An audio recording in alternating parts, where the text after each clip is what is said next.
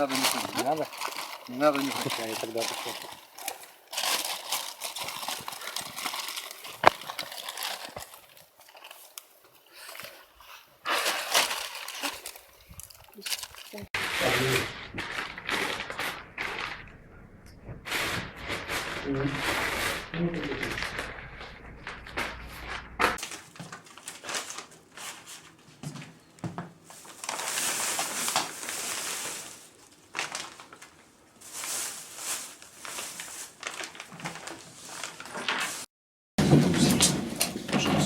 Я просто говорю, что хотел. Один может, да. Можно? Да. Спасибо.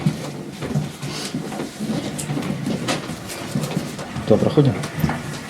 Так, комнату проходите.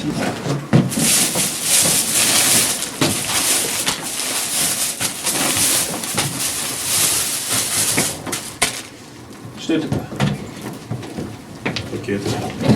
Для чего они предназначены? Не знаю. Упаковочный материал наш пошел. Упаковочный. Начальник оборота Российской Федерации. Значит, аналогичное постановление, ознакомьтесь.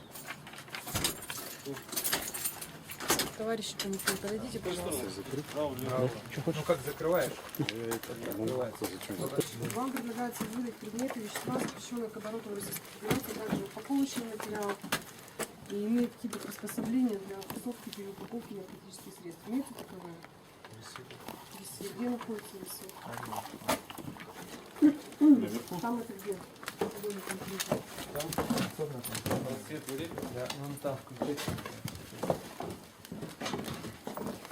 По лестнице подниматься? Да. Ну, пальцы. Мы просто настроим. Вот так придется забираться сюда.